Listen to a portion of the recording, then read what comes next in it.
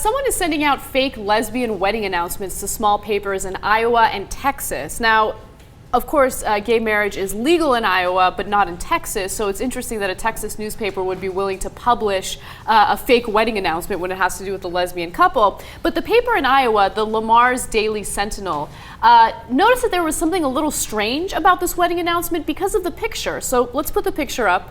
The two girls look extremely young, so they decided to do a search to figure out whether or not this is real. And let me help them out. It isn't. Yeah, exactly. Yeah. So they found out that there was another identical wedding announcement published in a Texas paper.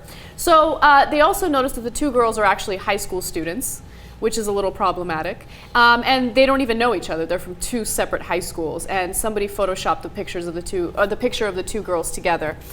So this is an incredibly strange story because is it some right winger trying to get people riled up about lesbian weddings?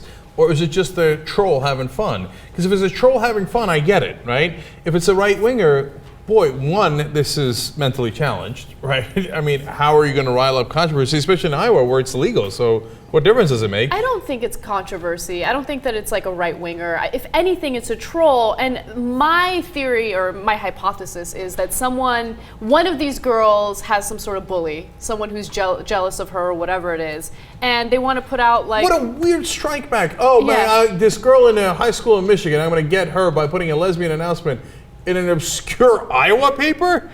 That makes no sense. Maybe. I mean, what else makes sense though? Who found the photos of both girls? Who did I figure out that it's a high school picture of somebody from Michigan?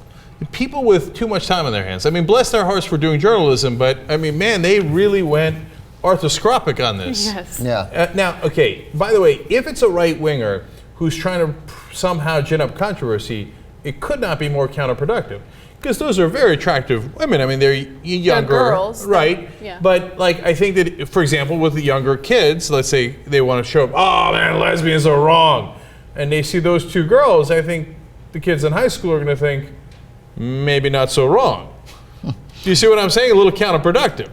Yeah, I don't think it's anything. I don't think it's productive, counterproductive. I think it's baffling, and I'm fascinated by the discovery. I can't get past that. It's a little creepy too if you're one of those girls. I mean, I guess this happens to women obviously more often than men. But I mean, they have their pictures, and then I get it. There's nothing really dangerous that happened there.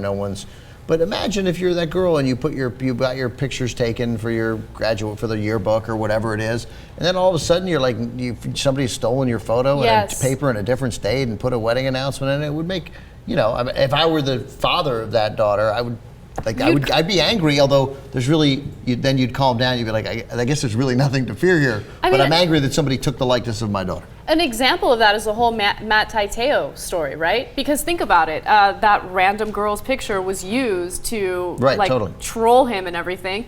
So yeah, it's really creepy that someone can take your image offline and do whatever they want with it. I have a conclusion. This is a bored troll. Like, he's like, I did everything I can online. I did this, I did that.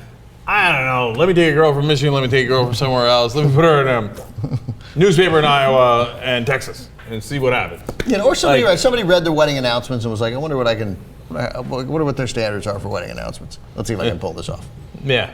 No, it's a really bizarre troll wasting a tremendous amount of people's time.